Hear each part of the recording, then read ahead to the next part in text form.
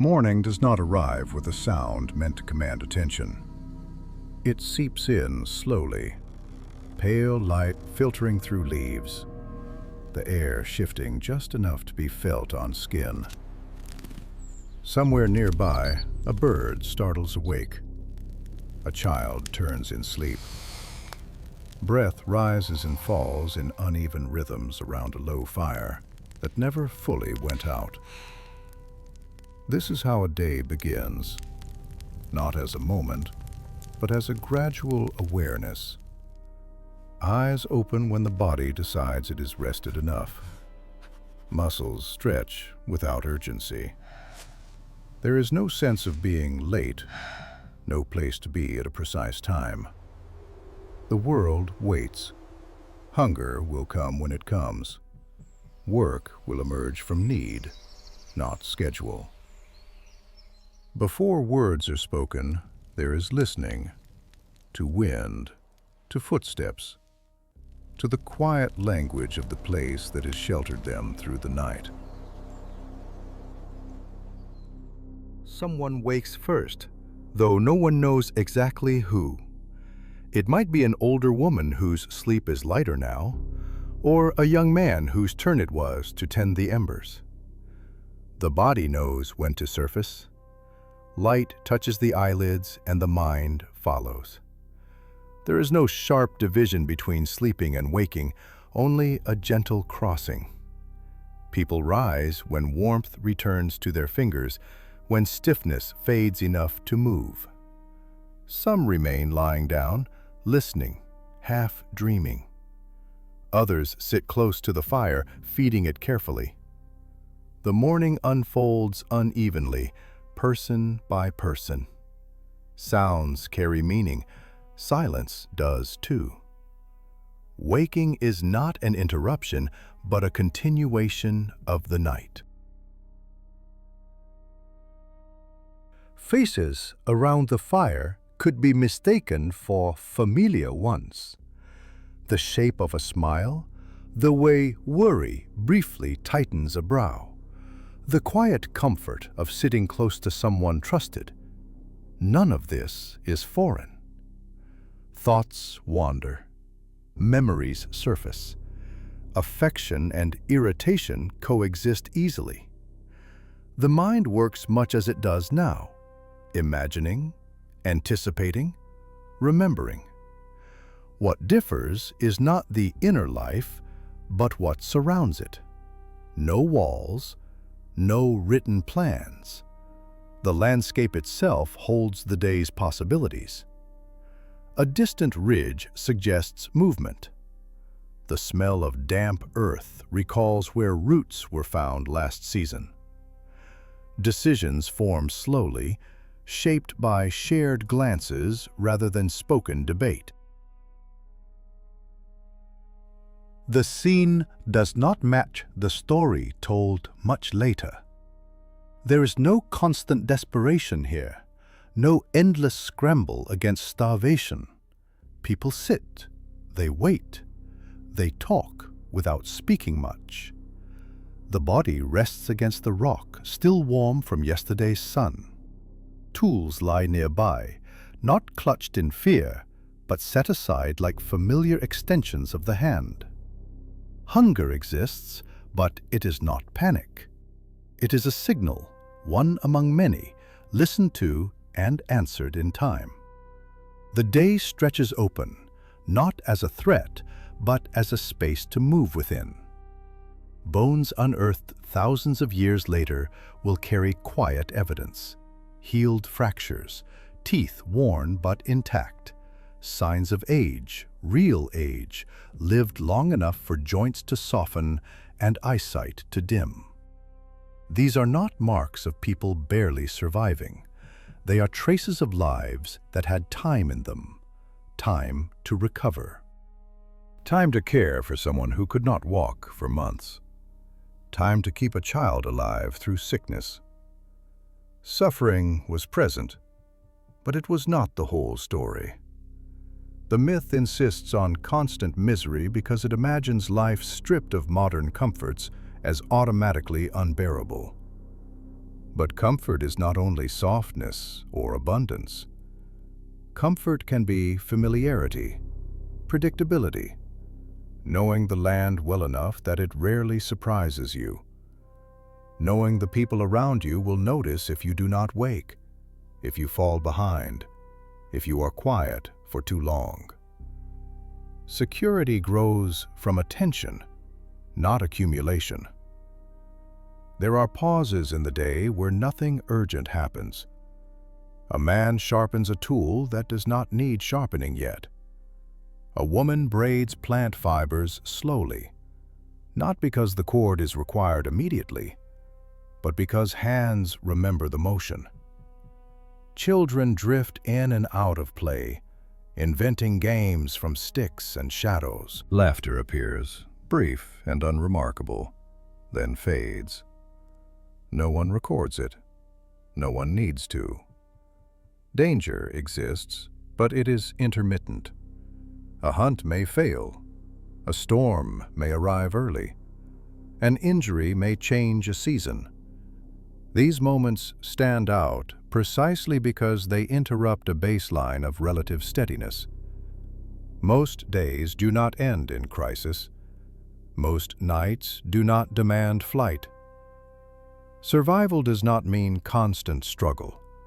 It means competence practiced over time. The idea of a brutal, joyless existence says more about later fears than earlier lives. From a distance, the past is flattened into hardship because ease leaves fewer dramatic traces. Stone preserves wounds better than rest. Yet rest was there, woven quietly into the hours. People leaned back. People watched the sky change color. People told the same stories again, not to teach, but to remember themselves inside them. Life was not simple. It was full. Not empty of pain, but not defined by it either. In the long arc of the day, there was room to breathe. As the day settles into itself, people begin to move closer together. Not because they must, but because proximity feels natural. A child wanders toward an elder, sits without asking, leans against a knee worn smooth by years. No one redirects them. Care flows without ceremony. Someone notices a limp that was not there yesterday. Someone else quietly adjusts their pace to match it. Attention moves through the group like a current, rarely announced, always felt. The presence of the very young and the very old shapes everything. Infants are passed from arm to arm, learning warmth before words. Those who can no longer hunt still speak, still remember. Their value is not measured in strength, but in continuity. They know where water once lingered during a dry year. They remember the sound of an animal long gone. When they talk, others listen, not out of obligation, but because memory keeps the group oriented in time. Death, when it comes, does not erase belonging. The body is handled with care. There is time taken. Stones are placed. Pigment may touch skin that no longer feels it.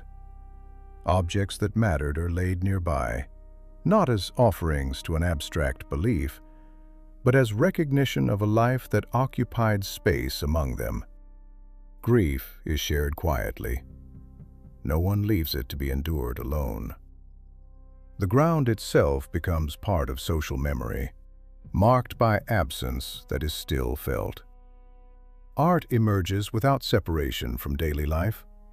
Marks appear on stone walls where hands have pressed pigment into surface. Shapes of animals curve with the rock, following contours rather than imposing order. These images are not decorations, they are presences. They hold stories that can be entered again and again. Children trace them with their fingers, Adults add to them slowly, sometimes over generations, layering meaning without urgency. As evening approaches, voices gather near the fire. Stories begin not with an announcement, but with a phrase recognized by rhythm alone. The teller shifts slightly. Others lean in. These stories do not explain the world, they situate people within it. Animals speak, ancestors wander, mistakes are retold with humor softened by time. No one interrupts to correct details. Accuracy matters less than resonance. What counts is that everyone knows where they are inside the telling. Laughter rises, then subsides. Silence follows without discomfort. The fire crackles. Sparks lift and disappear. Bonds are reinforced not through constant affirmation, but through repetition of shared presence. Day after day, night after night, people witness one another being human, tired, curious, attentive, flawed. Social life is not an extra layer placed on top of survival. It is the medium through which survival happens. Food is found because knowledge is shared. Children grow because many eyes watch them. The injured heal because waiting is possible. Meaning is not sought as an idea. It accumulates naturally in the space between people who stay. Nothing about this life is solitary. Even being alone happens within a field of relationships. The group does not press inward. It holds, loosely but reliably, allowing each person to move without falling out of reach. The day does not organize itself around work. Work appears, is addressed, and then dissolves back into the flow of hours. When food is needed, people move. When it is found, they stop. There is no sense of filling time for its own sake. Effort is precise, directed, and brief. Hands know what to do, and once the task is complete, they release it without guilt. A small group leaves camp, walking at a pace that allows conversation. They are not rushing toward productivity. They are reading the ground as they go. A broken stem, a change in soil color, the faint track of an animal that passed earlier in the morning. Attention sharpens, then relaxes again. Gathering does not require strain, only familiarity.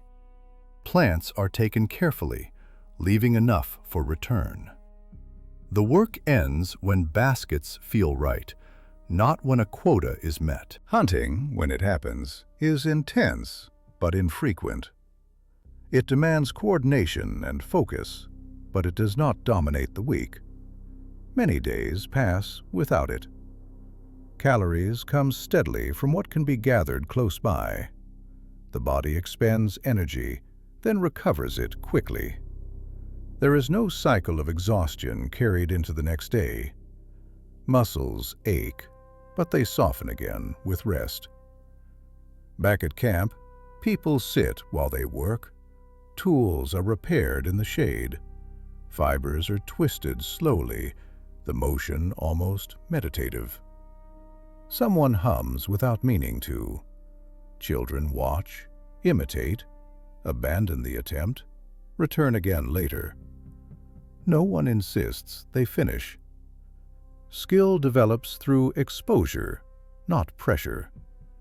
Time is generous enough to allow mistakes. Hours open up after needs are met. People lie back, staring at the sky. Someone walks to the edge of the water and stays there, doing nothing visible. This is not leisure as reward. It is simply the absence of necessity. The body recognizes it immediately and settles into it without restlessness. There is no internal voice demanding usefulness. The idea of filling an entire day with labor would feel strange here. Effort is something you enter, then leave. It does not define identity. No one introduces themselves by what they do. Value is not extracted from constant motion. It is assumed, shared, reinforced by presence rather than output. This rhythm leaves space for recovery that modern bodies rarely know. Injuries heal because there is time not to use them. Minds wander without being pulled back. Fatigue arrives, but it is respected. When someone stops, others adjust. The group absorbs individual limits easily because the pace is not set by the fastest or the strongest. Work, in this world, is woven into life without overtaking it. It is essential, but it is not sacred. Once it has served its purpose, it steps aside. What remains is a long stretch of day where nothing must be accomplished, and yet everything important continues to happen.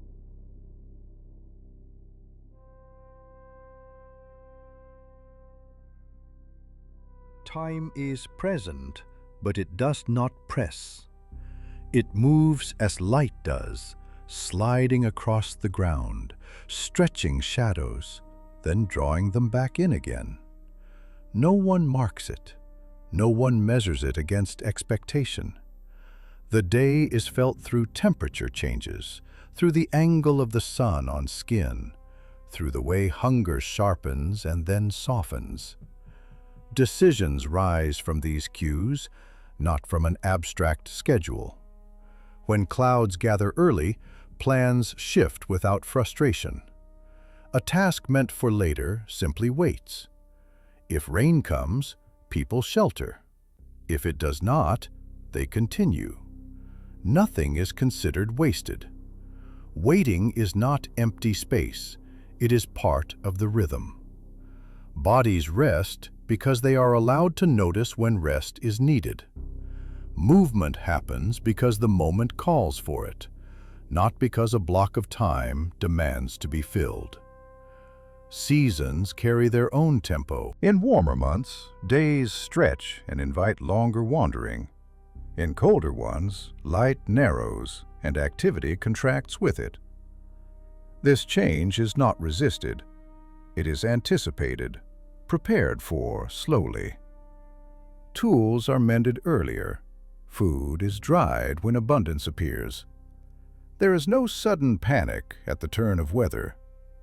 The year teaches its pattern by repetition, and memory responds. Without deadlines, attention sharpens instead of dulling. People notice small shifts others might miss. The way birds quiet all at once. The sudden absence of insects. These signals are not distractions. They are information. Time is read as a texture of events rather than a line to be crossed. Nothing is late. It is either happening or not yet ready. Children grow inside this tempo. They learn patience without being taught it. No one rushes them through growth stages. A child who lingers behind is not corrected. Someone simply slows. Learning unfolds when curiosity opens, not when instruction is imposed. There is trust that development has its own timing. Even urgency, when it appears, is brief. A storm approaches. A predator is nearby. The body responds fully, completely, then releases the tension once the moment passes. Stress does not linger beyond necessity. There is no rehearsal of future worries, no replaying of past failures. Attention stays close to what is actually unfolding. As evening draws near, the pace naturally softens. Movement becomes smaller, voices lower. No signal announces the end of the day. It arrives through fatigue and darkness together. People do not push against it. Sleep comes when it is invited, not forced. The night is not an interruption to productivity. It is another phase of being present. This way of moving through time does not require discipline. It emerges from alignment. When life is arranged around bodily and environmental cues, pressure dissolves. There is effort, there is risk, there is loss, but there is no constant feeling of being behind. The day contains exactly what it can hold, and no one asks it for more.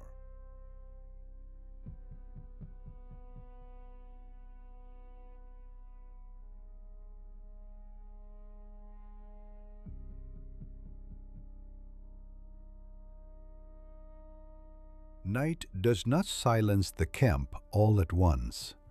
Darkness arrives, but sleep does not descend as a single event.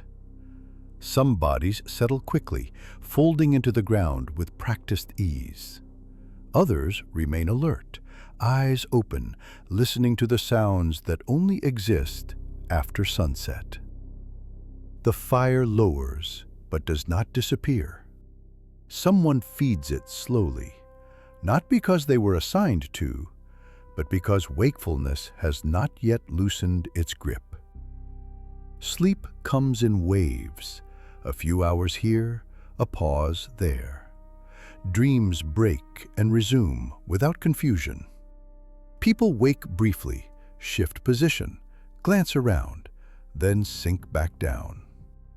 No one expects uninterrupted rest. The night is shared the same way the day is, through overlapping presence. When one person sleeps deeply, another is half awake.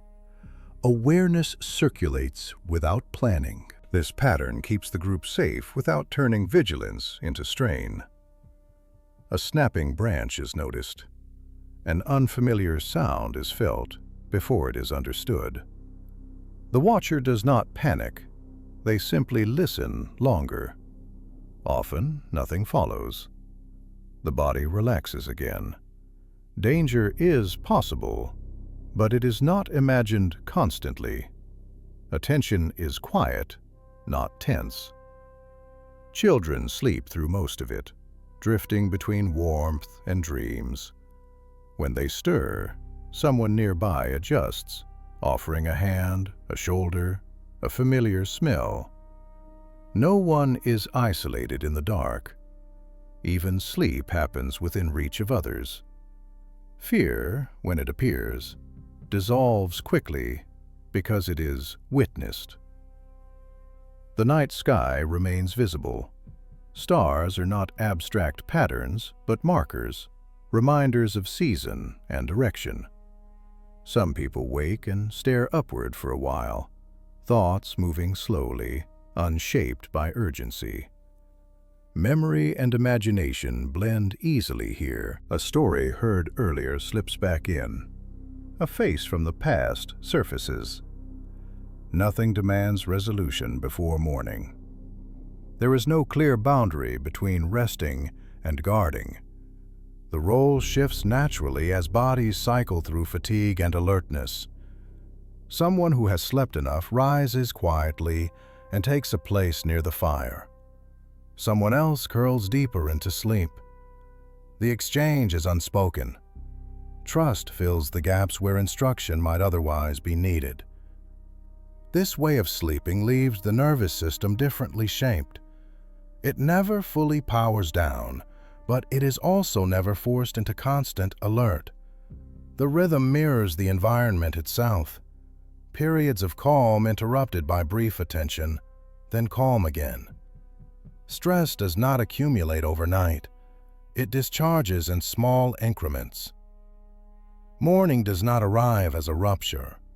Those who have been awake longest drift into rest as light returns. Others begin to stir. The cycle turns without reset, without the feeling of having started over. The night has been lived through, not escaped.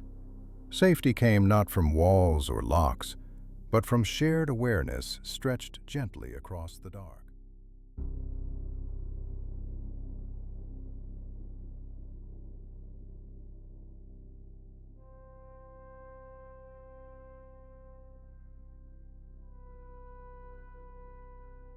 The fire is never just there. It is tended, watched, remembered.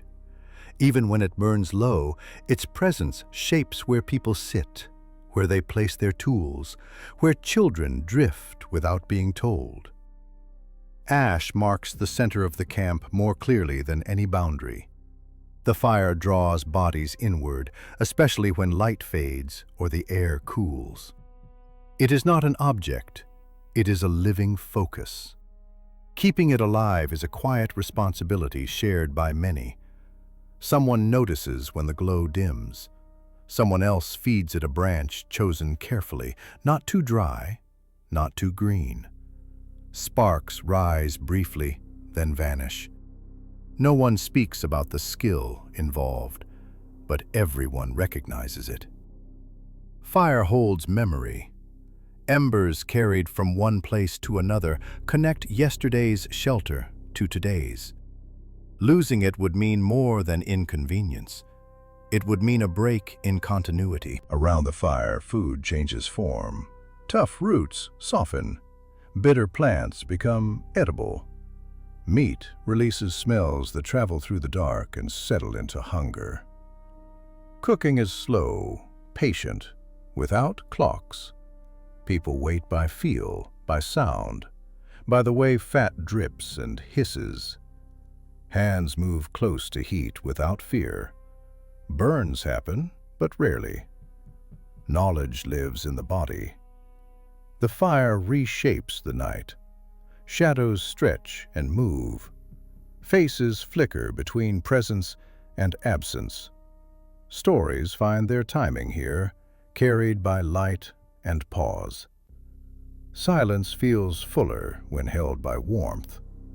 Even disagreements soften near the flames. Attention turns inward. The group becomes smaller, tighter, as if drawn into a single breathing shape. Protection is another quiet gift. Predators keep their distance. Cold loses its edge. Darkness becomes navigable. The fire creates a small island where the world is predictable, even if only for a few hours. People sleep closer together here, trusting the circle of light to hold. Fire also extends the day. Tasks that require fine detail wait until its glow is strong enough. Tools are shaped, fibers are worked, marks are made on bone or stone. These moments do not feel like labor. They feel like continuation, an aftertaste of daylight. There is reverence, but not worship. No rituals isolate the fire from daily life. It is sacred because it is useful, and useful because it is understood. Children learn by watching, by feeling heat on their skin, by being trusted near it before being trusted with it. Mastery arrives gradually, without instruction. When the fire finally dims toward embers again, no one mourns the passing. It has done its work. It will return. Ash will be stirred. A coal will be saved. Continuity is maintained through attention, not ceremony. In this shifting center of light, the day gathers itself before releasing into night once more.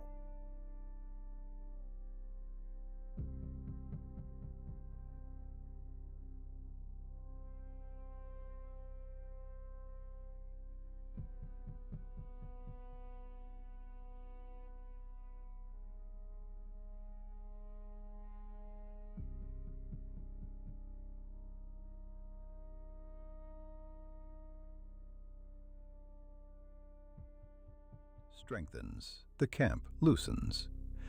People drift outward from the fire, carrying its warmth with them. Children are the first to move freely, darting between adults, turning stones into toys, sticks into animals. Their voices rise and fall without restraint. No one tells them to be quiet. Sound in the morning is a sign that the day is unfolding normally. Adults watch without staring. Attention stays wide, relaxed. A child climbs too high. Someone shifts closer without calling out.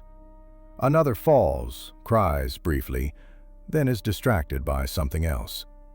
Pain is acknowledged, not magnified. Learning happens through repetition, through small risks allowed to play out. The morning holds patience for this. Nearby, hands return to familiar tasks. A cracked handle is repaired. A blade is retouched with careful strikes, each sound sharp and controlled. Others sit and simply observe, absorbing information without direct participation. Knowledge does not require constant explanation. Seeing is enough. Questions, when they come, are answered briefly, then allowed to settle. Information moves through casual exchange. Someone mentions fresh tracks near the water. Another recalls a place where berries ripen early. These notes are not plans yet. They are possibilities laid gently on the shared surface of awareness. Decisions will form later, shaped by need and mood as much as logic. The morning carries a sense of openness. Bodies are rested enough to move, minds clear enough to notice. There is no rush to leave camp. Staying is as valid as going. Some people wander short distances and return.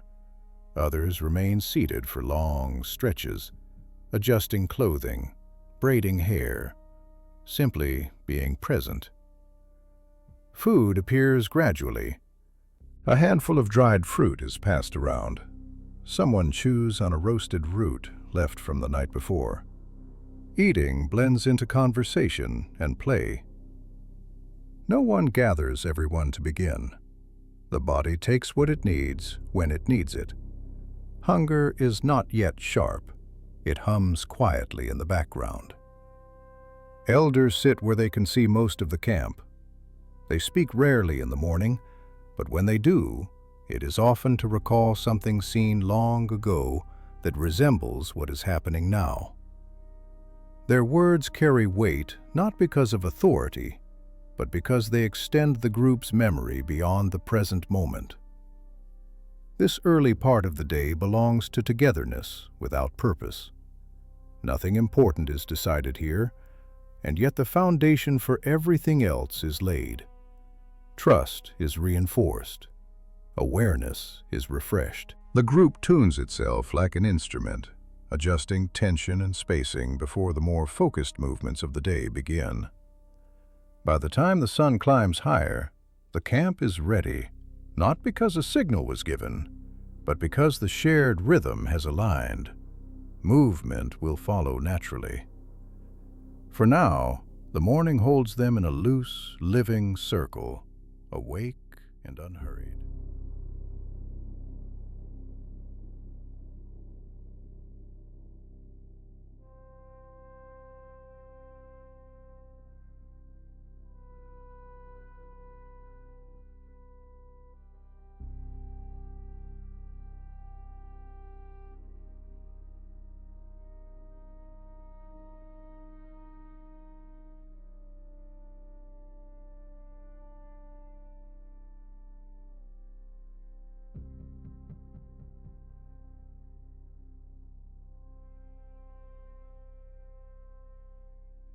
Enters the day without announcement.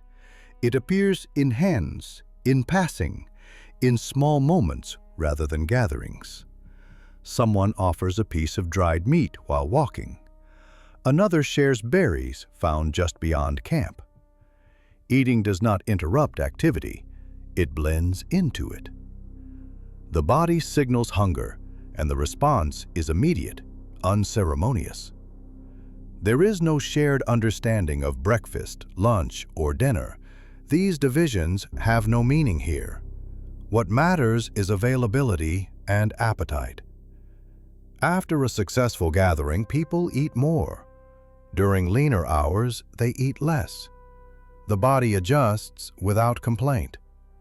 Hunger sharpens attention, but it does not dominate thought unless it lingers too long. Children eat constantly, in small amounts, taking bites between play. No one scolds them for this. Growth is understood as irregular, requiring frequent nourishment. Elders eat more slowly, often less, choosing softer foods when they can. Preference is noticed and accommodated without discussion. Food is rarely consumed alone. Even when someone eats quietly, others are nearby.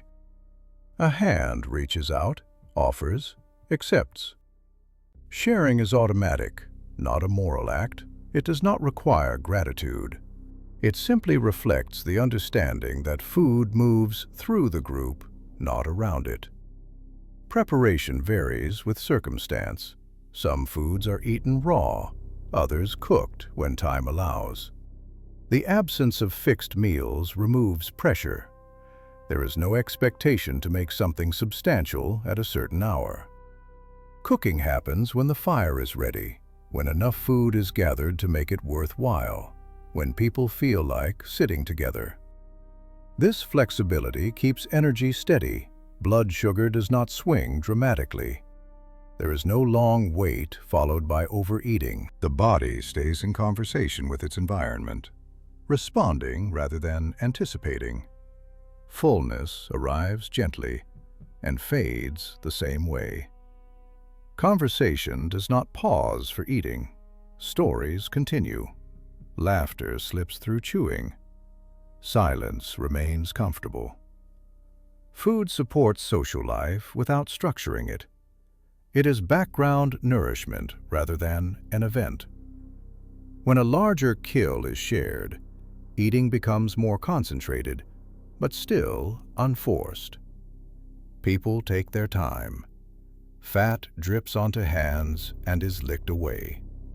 Satisfaction spreads slowly, accompanied by drowsiness and calm. No one rushes back to activity immediately. Rest follows abundance naturally. In this way, eating never becomes separate from living. It is not scheduled, not optimized, not ritualized beyond necessity. It is simply one of the many ways the day takes care of the body, moment by moment, without asking it to adapt to an artificial rhythm.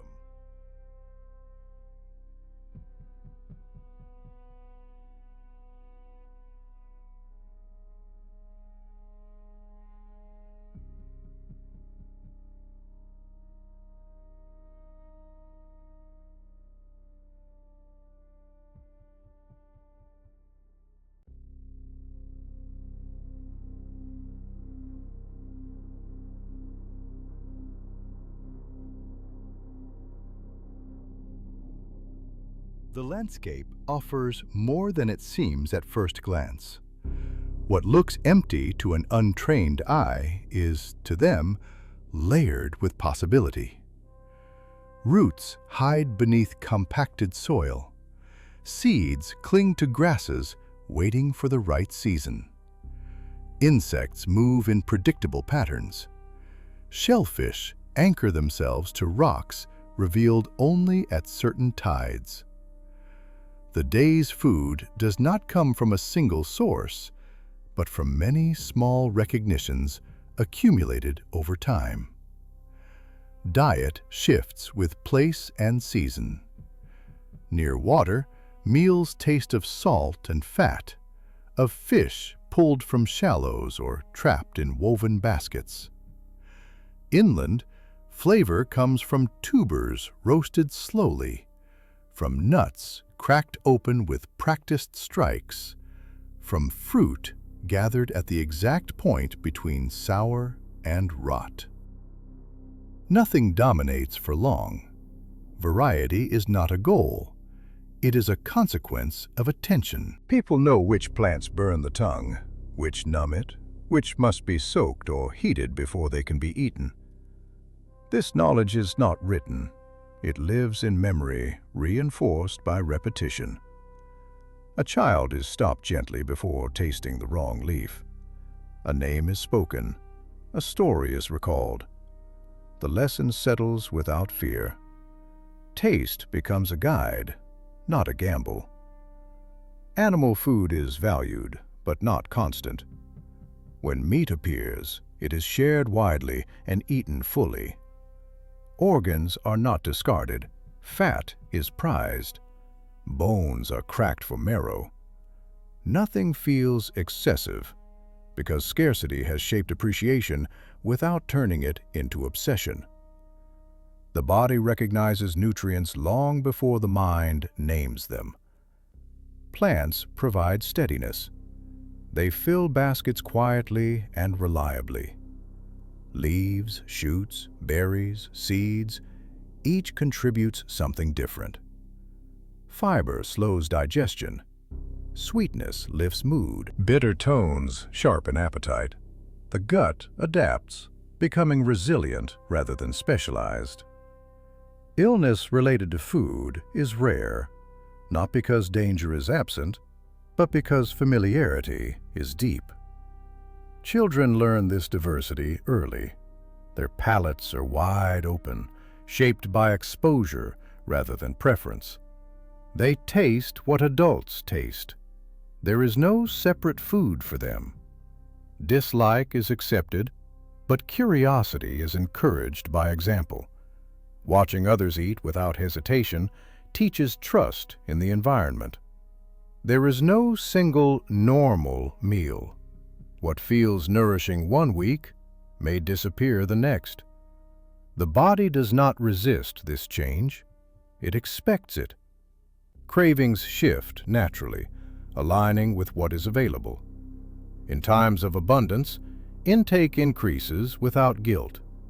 In leaner stretches, the body tightens its efficiency without panic. This diversity protects against collapse. If one source fails, others remain. Knowledge spreads risk across the landscape. Survival is not tied to a single crop or animal. It is distributed across hundreds of small relationships with living things, each one known well enough to be relied upon when needed. Eating this way keeps the day flexible. Food gathering blends into walking, into conversation, into play. The environment is not something visited for resources. It is inhabited as a pantry already understood. The result is not excess, but balance. A steady nourishment that supports long days without demanding constant attention. The variety on the plate mirrors the variety of the world itself. Nothing is monotonous. Nothing is taken for granted. Each bite carries the quiet recognition of where it came from, not as gratitude, but as familiarity.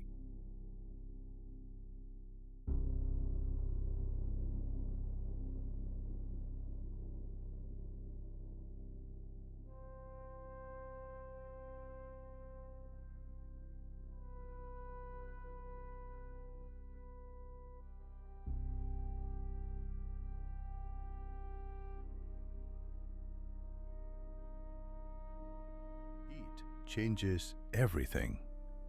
A root that once resisted the teeth softens and opens. A bitter plant loses its edge. Meat that could make the body sick becomes safe, nourishing. Cooking is not a refinement added later. It is woven into daily survival so deeply that its absence would reshape life entirely. The fire does more than warm. It transforms. People understand this without naming it. They know which foods demand flame and which can be eaten as they are. Some are only touched by embers briefly. Others sit in the heat for a long time, turned slowly, watched carefully. The process is attentive but unhurried.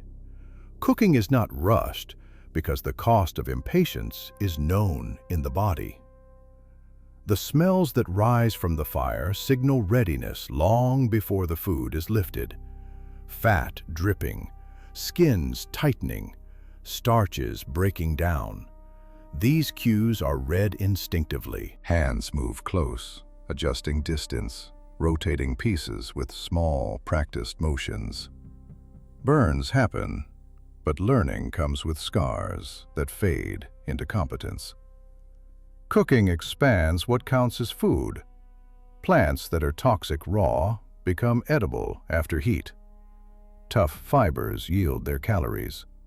Pathogens are reduced. Energy that would have been spent digesting becomes available for other things: movement, thought, growth. Bodies grow slightly smaller teeth, slightly shorter guts. The change is slow, generational, but profound. This transformation alters the rhythm of the day. Less time is spent chewing. Less effort is required to extract nutrition. Children wean earlier. Elders eat longer into old age. The group becomes more resilient at both ends of life. Fire extends care beyond the limits of individual strength. Cooking also creates pauses. Food cannot be eaten immediately. It requires waiting, watching, returning attention again and again. These moments gather people together. Conversations settle into the rhythm of the flames. Stories stretch to fill the time. The act of preparing food becomes social by necessity. There is trust in this process. People step away from the fire, confident that someone will watch. Responsibility rotates naturally. No one hovers anxiously.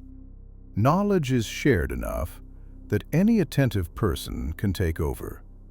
Cooking does not belong to a single role. It belongs to the group. The biological shift it enables is quiet but far-reaching. Brains demand energy, and cooking provides it efficiently. The body no longer spends all its effort simply processing food. Space opens for memory, planning, imagination. Thought stretches beyond immediate need, not as abstraction, but as capacity. At the end, eating feels different. The food is warm, soft, cooperative. The jaw works easily. Satisfaction arrives sooner. Afterward, there is still energy left in the day. People do not collapse from effort.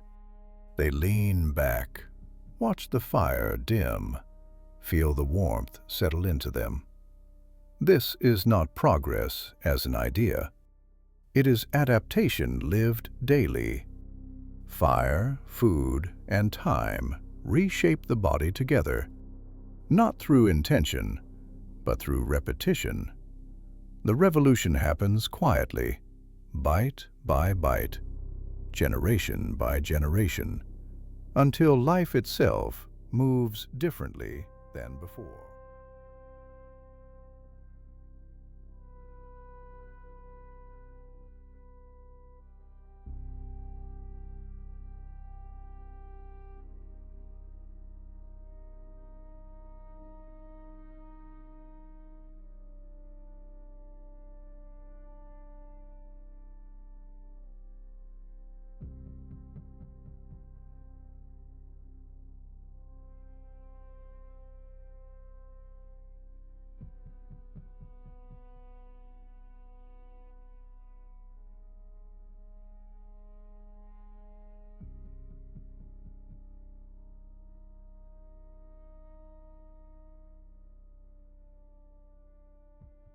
When food arrives, it does not stop with the person who found it.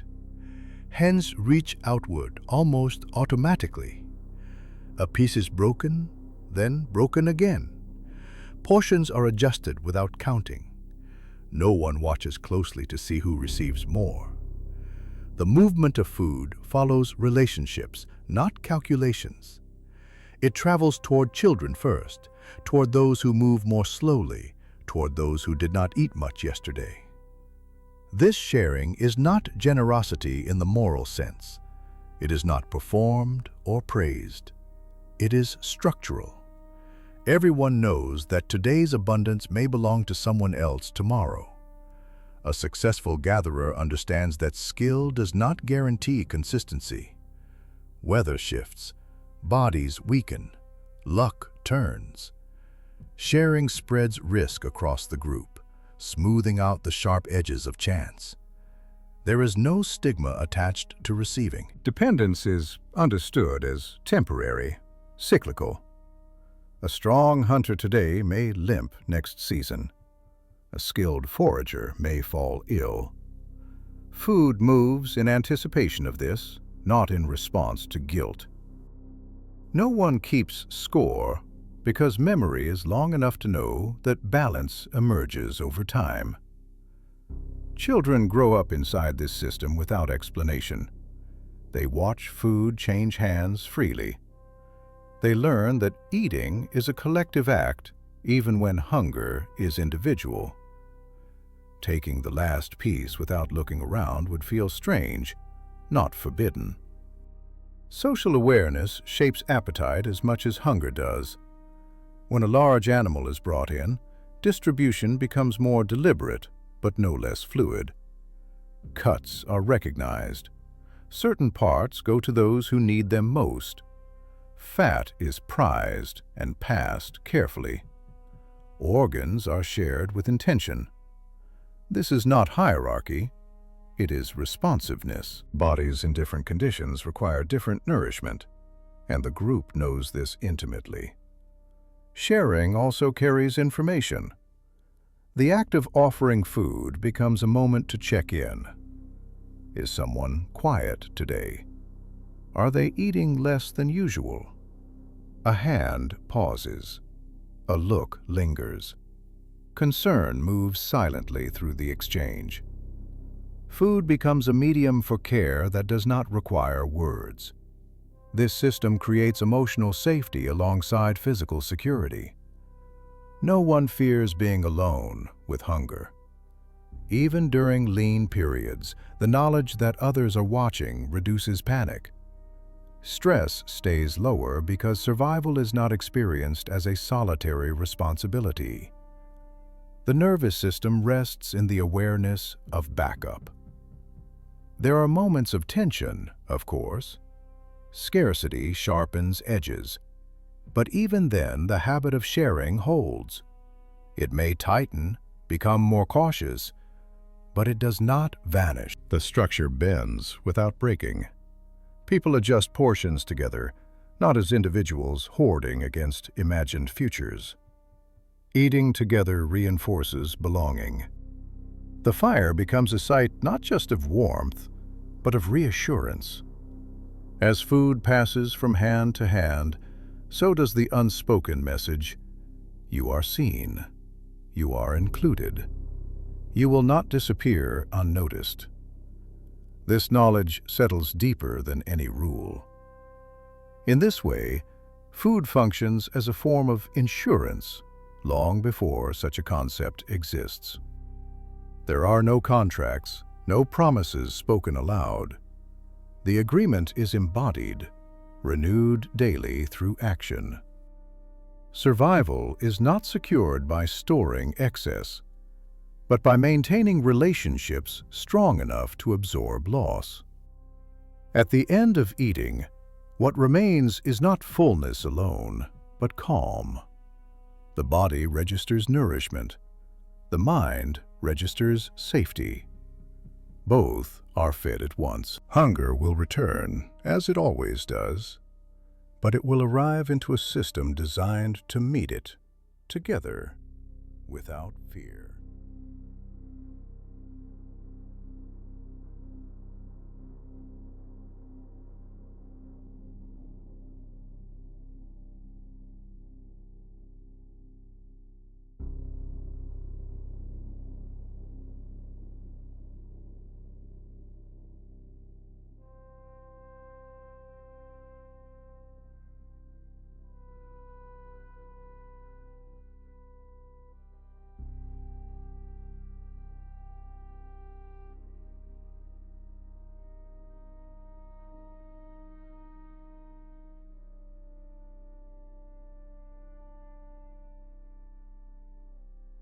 The work of the day often begins without leaving far from camp.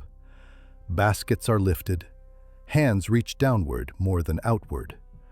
The ground offers itself quietly to those who know how to read it. Leaves part, soil is pressed and loosened. What is taken does not announce itself with drama.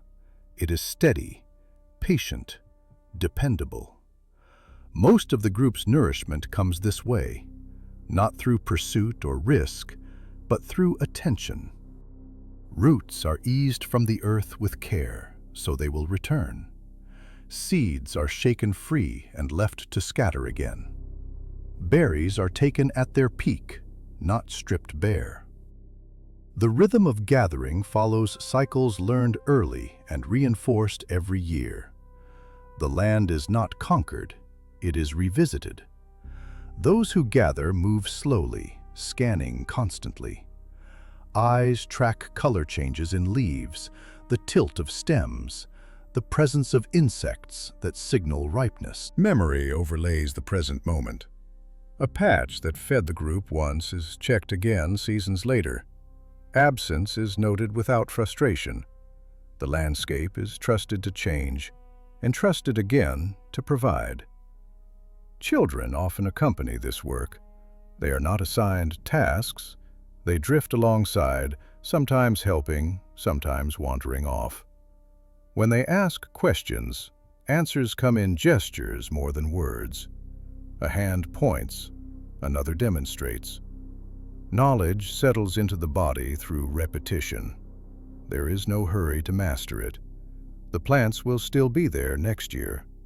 Gathering requires less energy than hunting, but more consistency.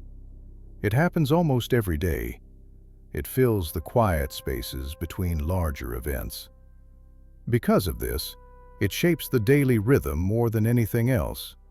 The group's movement stays close to reliable sources. Camp locations reflect this logic. Safety grows from predictability. This work rarely carries prestige, but it carries stability. No one celebrates a full basket with ceremony.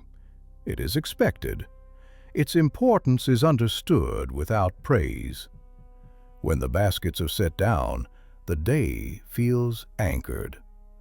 Whatever else happens can now unfold against the background of having enough. There is also flexibility here. If one area dries out, another is tried. If one plant fails, others remain. Diversity protects against loss. Knowledge spreads horizontally through the group rather than concentrating in one person. Anyone who pays attention can contribute. Skill is not monopolized. Bodies age differently through this work. It strengthens joints without overstraining them. It rewards patience over speed. Elders often continue gathering long after other tasks become difficult. Their presence matters. Their pace sets a tone that younger bodies absorb unconsciously. The quietness of gathering allows thought to wander. Stories replay. Observations settle. Decisions form slowly. This is not empty time. It is cognitive space, created by work that does not demand constant alertness. Minds rest while hands move. When people return with what they have found, there is no sense of triumph, only continuity. The day continues because it can. Food is cleaned, sorted, prepared. Some is eaten immediately, some is saved. The baskets empty again, ready for the next cycle. In this way, gathering forms the backbone of survival, not through excitement, but through reliability. It does not ask for bravery, it asks for familiarity. The world responds generously to those who show up again and again, paying attention to small things. Through this exchange, life remains steady, grounded, and quietly sustained.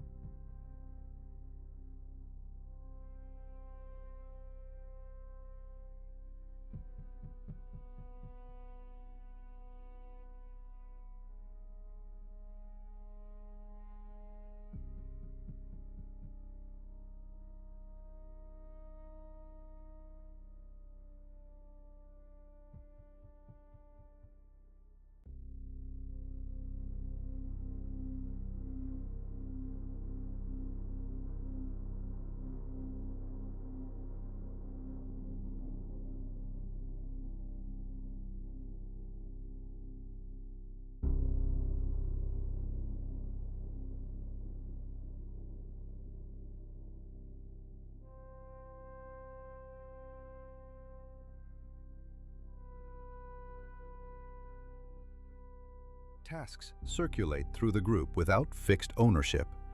No line is drawn and defended. What needs doing is noticed, and someone capable steps into it. Strength matters at times, but so does patience. Speed matters sometimes, but so does precision. The work finds the person, not the other way around. A woman walks with hunters one day because she moves quietly and reads tracks well. A man stays near camp another day because his knee is swollen and his hands are skilled at shaping tools. No one comments on this. There is no language for deviation because there is no rigid standard to deviate from. Ability is situational, not ideological. Children observe this flexibility early. They do not grow up watching fixed roles performed repeatedly by the same bodies. Instead, they see tasks rotate, adapt, respond to circumstance. What they learn is not who should do what, but how to notice what needs doing. Competence becomes a shared value, not a gendered one. Pregnancy and early caregiving shape movement, but they do not remove someone from contribution. A pregnant body gathers closer to camp, teaches, prepares, watches. Knowledge flows outward from that position. Others adjust their routes to stay nearby. Care is distributed. No one is sidelined completely. Participation changes shape, but it does not disappear. When strength is required, those who have it offer it. When endurance is needed, those who can provide it step forward. Over a lifetime, everyone moves through phases of capacity and limitation. The group expects this. It does not freeze identity at one moment in time. Flexibility protects against disruption. This system reduces resentment. No one feels trapped in a role they did not choose. There is pride in skill, but not in exclusivity. A tool made well brings quiet satisfaction, regardless of who made it. A successful hunt is acknowledged as collective effort, even if one person delivered the final blow. Decision-making reflects this same pattern. Voices carry weight based on experience relevant to the moment, not status held permanently. Someone who knows the river speaks when water is discussed. Someone who remembers a harsh winter speaks when weather shifts. Authority moves with context, then recedes again. Bodies age without becoming obsolete. As speed fades, judgment sharpens. As reach shortens, memory deepens. Older individuals shift naturally into roles that rely less on physical output and more on awareness. Teaching happens by presence, not instruction. Younger members absorb patterns simply by being near. Conflict arises occasionally, but it is rarely about territory of work. There is no rigid structure to defend. Adjustments are easier when nothing is fixed. If someone is dissatisfied, they move differently the next day. The system absorbs variation without breaking. This fluid division of labor keeps the group resilient. When injury strikes or loss occurs, there is no collapse of function. Others know enough to step in. Knowledge has been spread intentionally and unintentionally over time. Redundancy is not inefficiency here. It is safety. In the slow unfolding of the day, this flexibility feels unremarkable. It does not announce itself as fairness or equality. It simply works. Life demands adaptation, and the social structure answers with looseness rather than control.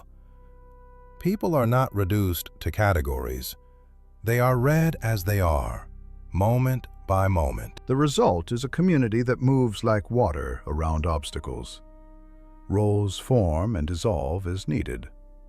Contribution is measured in responsiveness, not conformity. Through this quiet pragmatism, the group sustains itself without rigid rules, allowing human variation to remain an asset rather than a problem.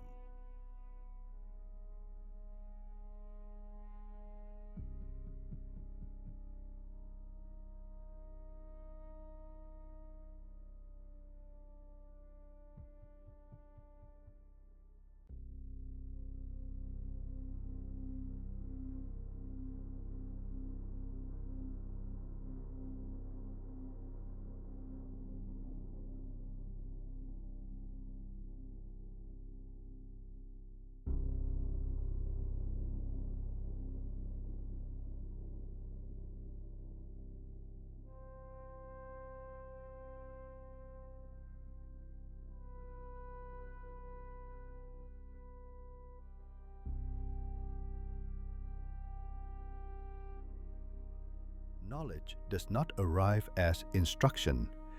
It drifts in on stories told at the right moment, in the right light. Someone begins speaking while hands are busy shaping fibers or turning food over the fire. The voice is steady, familiar. Listeners do not sit up straighter. They continue what they are doing, absorbing meaning without effort. The stories are rarely announced as lessons. They begin with events, an unexpected storm, an animal behaving strangely, a mistake made long ago. Details linger. A certain plant that looked safe but was not. A path taken too late in the season. Consequences unfold slowly, not as warnings, but as memories relived. The listener learns without being told they are learning.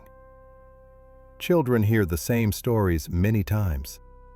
Each repetition reveals something new as their experience grows. A detail that once seemed decorative suddenly carries weight. Understanding deepens without the need for correction. No one interrupts to explain the moral. It is allowed to surface on its own.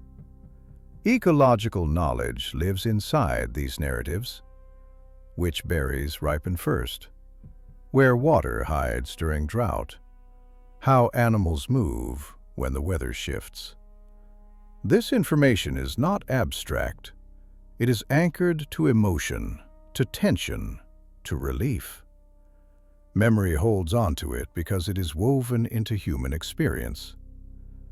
Elders are often the keepers of these stories, but they are not the only ones who tell them. Anyone who has lived through something worth remembering may speak. Authority comes from having seen, not from age alone. Stories change subtly over time, adjusting to new conditions, new landscapes.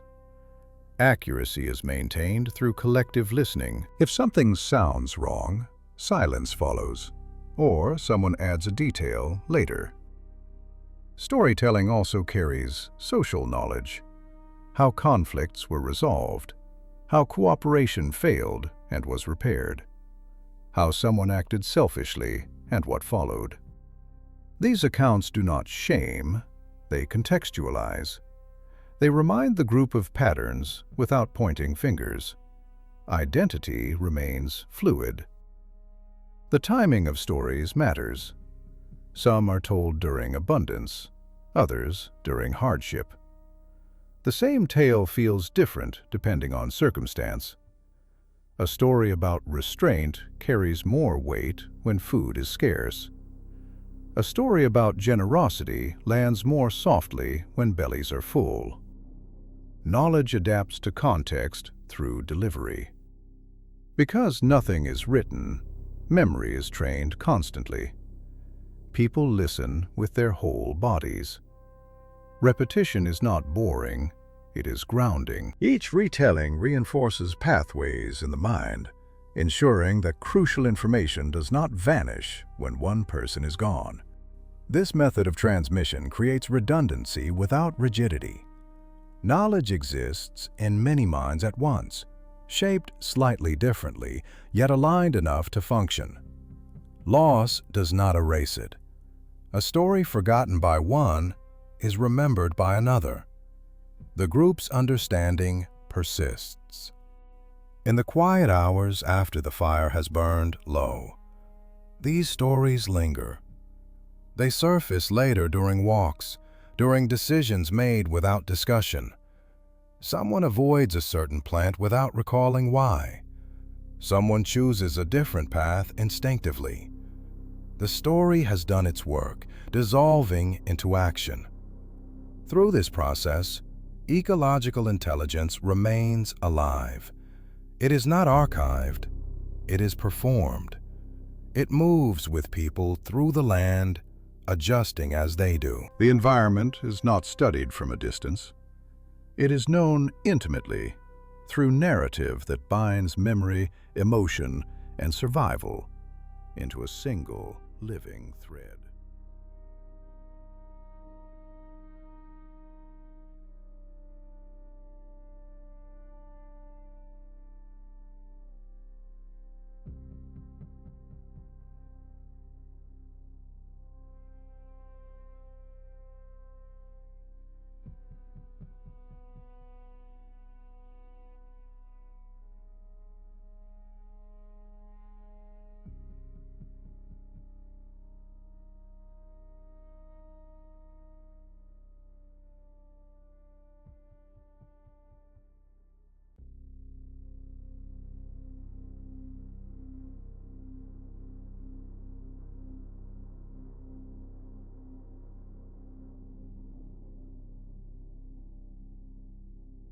Movement slows almost imperceptibly when gathering begins in earnest.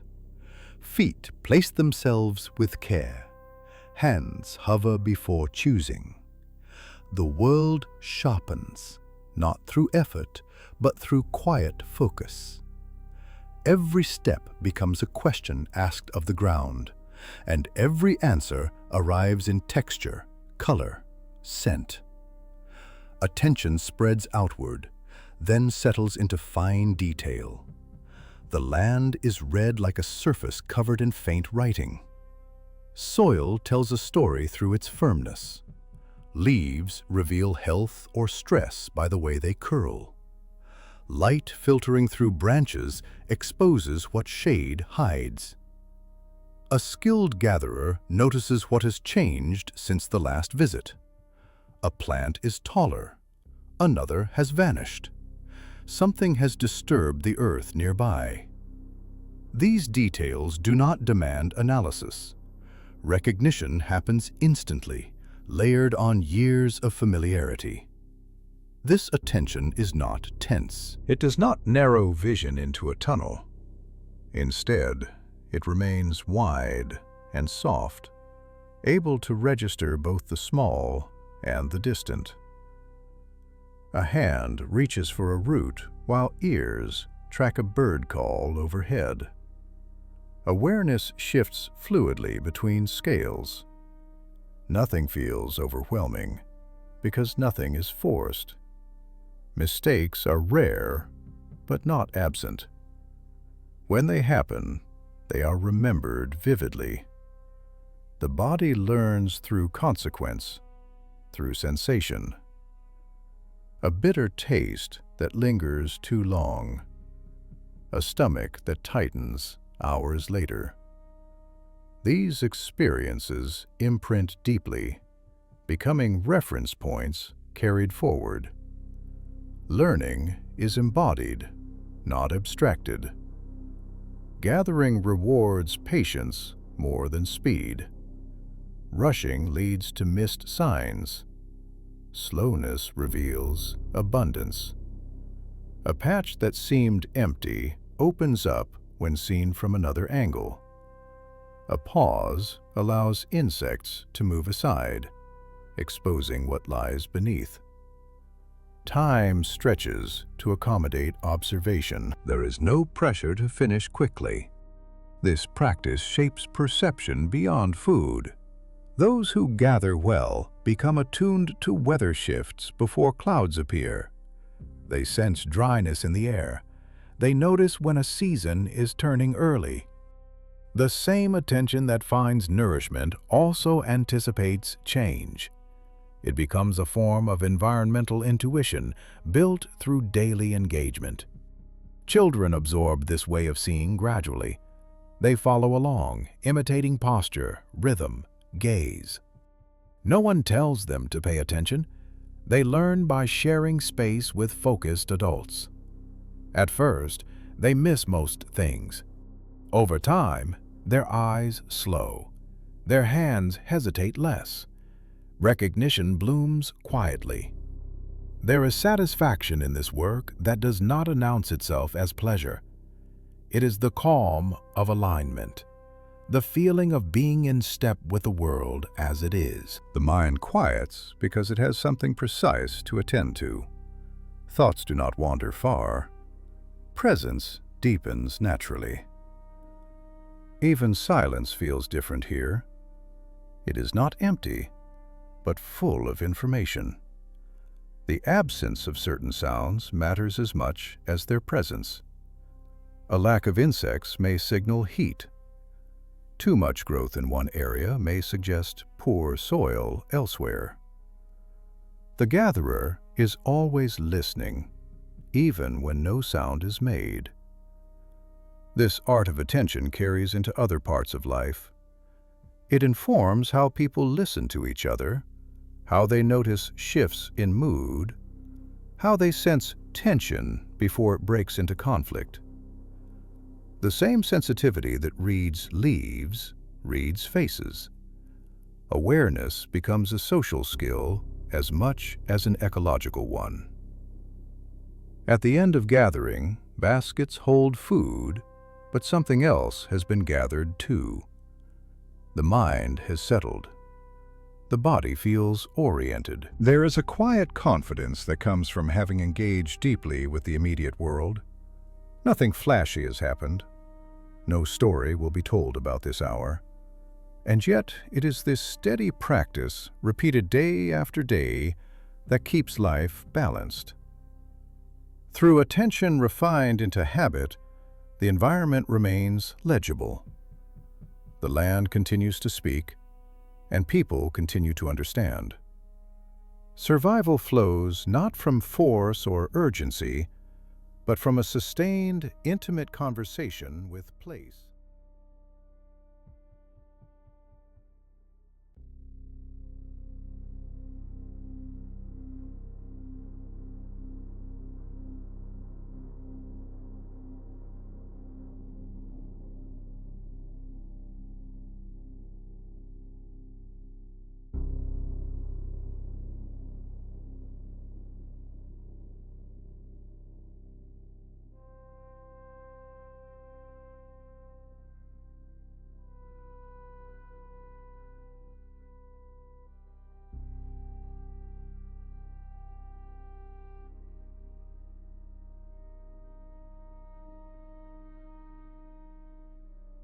Hunting begins long before anyone moves. It starts in stillness, in the way eyes linger on the horizon a moment longer than usual. A track is found where none was expected. The ground speaks quietly. The decision forms without ceremony. Not today, not often, but now. Those who go do not leave with excitement. There is no bravado, no promise of success. Bodies prepare themselves inwardly, adjusting breath, loosening joints. Weapons are checked without flourish. Everyone involved understands the odds. Failure is common. Injury is possible. The animal is strong, alert, unwilling. This is not a guaranteed exchange. Movement becomes deliberate. Voices drop away. Each step is measured against wind and terrain. Hunters spread out, not evenly, but responsively. One pauses because the ground softens. Another signals a change with a hand barely raised. Communication happens through glances and posture more than sound. Trust replaces instruction. Time stretches differently here. Minutes feel dense. Muscles remain engaged without release. Attention narrows, not into panic, but into precision. The world reduces itself to breath, distance, angle. Everything else waits. Hunger sharpens the focus, but fear sharpens it more. The body knows that a mistake here carries consequences beyond disappointment. When an animal is sighted, the moment does not explode, it tightens. Calculations unfold instantly: direction, speed, terrain, escape routes. The animal is not seen as prey alone, but as a being with awareness equal to their own. Respect does not soften the task, but it deepens concentration. Underestimating the animal would be dangerous. Most hunts end without a kill. The animal senses something and vanishes. A wind shifts. A foot slips. No one curses the outcome. The failure is absorbed quickly, examined briefly, then released. Energy is conserved. Tomorrow or next week may offer another chance. Forcing success would be foolish. When a hunt does succeed, it is sudden and overwhelming. Effort spikes, bodies surge forward. The animal resists with strength that demands everything in response. The end comes quickly, or not at all. There is no celebration in the moment itself. Focus remains until movement fully stops. Afterward, a quiet heaviness settles. Breathing slows. Hands shake slightly. Not from fear now, but from release. The animal is approached carefully. Touch confirms what eyes already know.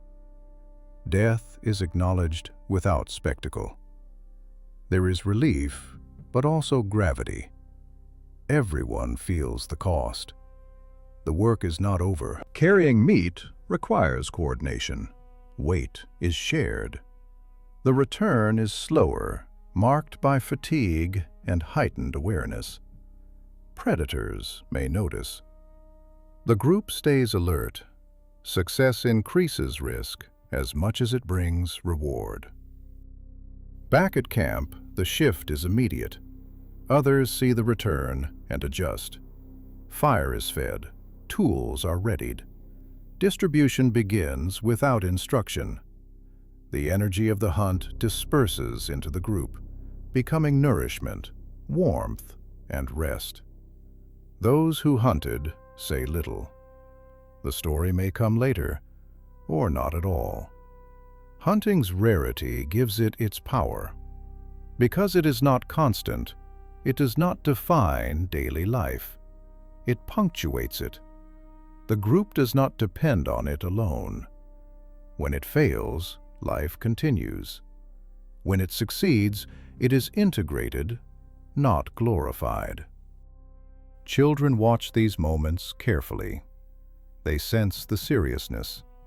They notice the difference in posture, in silence. Hunting teaches through atmosphere more than explanation. It communicates risk, cooperation, restraint. It shows that not everything is controlled, and that patience matters as much as strength. In the long rhythm of the day, hunting stands out as an edge. It reminds everyone that survival includes uncertainty. But because it is rare, that uncertainty does not dominate. It is faced when necessary, then allowed to recede. What remains is not triumph, but equilibrium restored. The group returns to its slower pace, carrying with it the memory of intensity now past. The hunt has happened. It does not need to happen again today. Life settles back into its broader, steadier flow.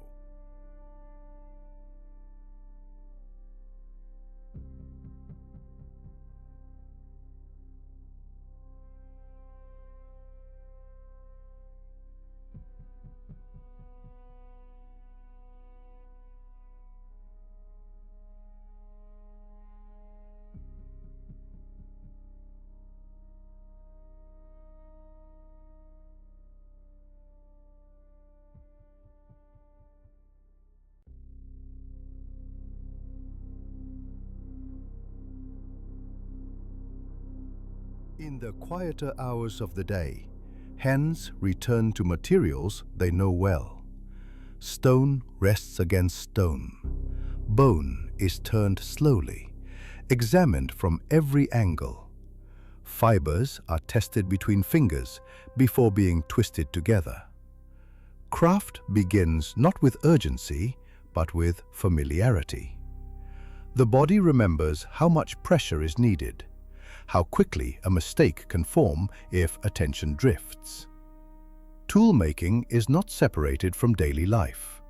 It happens near the fire, in the shade, beside conversation that moves in and out of focus. Someone works while listening. Someone listens while working. The rhythm of shaping creates its own time, steady and absorbing. Each strike or scrape carries intention. There is no excess movement. Efficiency grows from repetition, not from speed. A well-made tool carries identity. Subtle differences mark who shaped it. The angle of a blade, the curve of a handle, the way bindings are tightened. These variations are recognized, even appreciated. A person's skill becomes visible not through display, but through use. When a tool performs well, its maker feels it immediately, even if no one comments. Clothing follows the same logic. Hides are softened patiently. Seams are placed where movement demands flexibility. Decoration appears where time allows. Beads, shells, pigments, these are not necessities, but they persist. Adornment signals belonging, experience, care.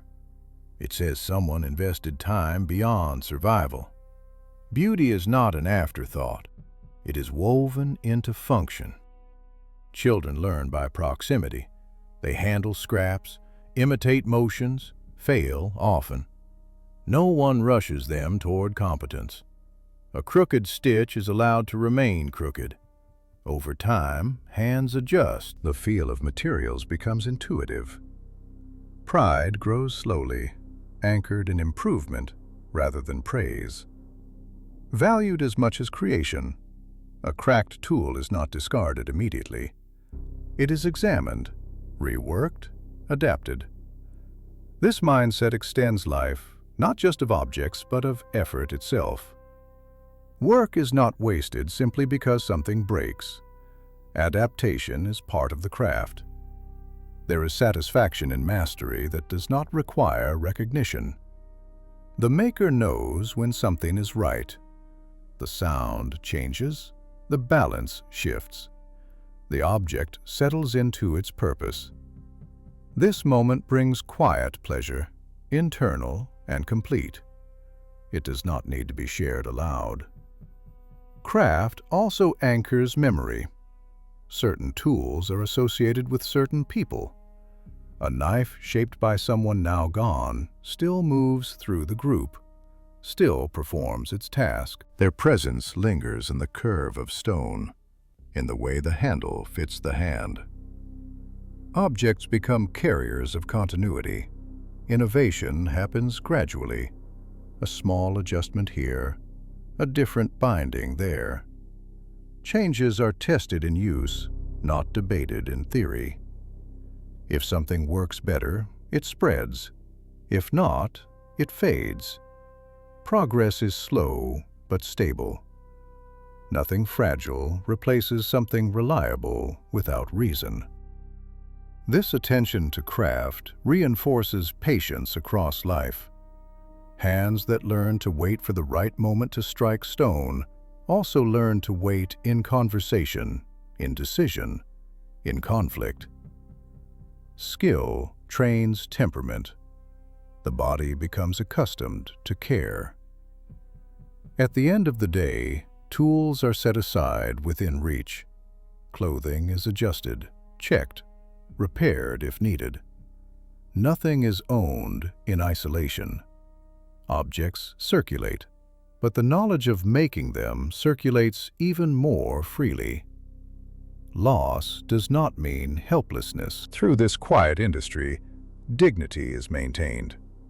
People are not dependent on distant sources or abstract systems. They shape what they need from what surrounds them.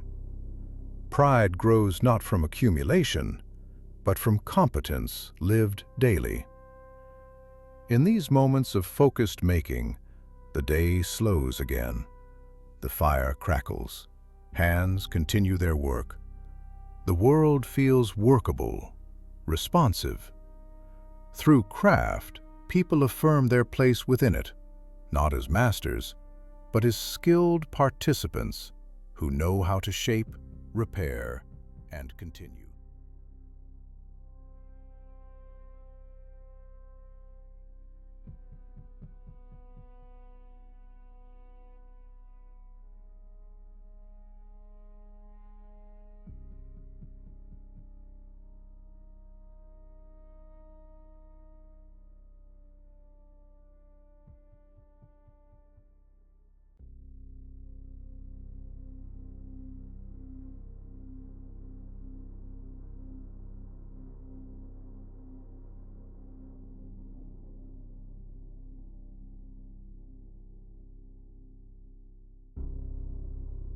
As the day loosens its grip, there is a widening sense of permission. Nothing presses forward anymore. The necessary has been handled. What remains is open space, unclaimed by obligation. People drift into it naturally, without naming it as rest. The body recognizes the shift and settles.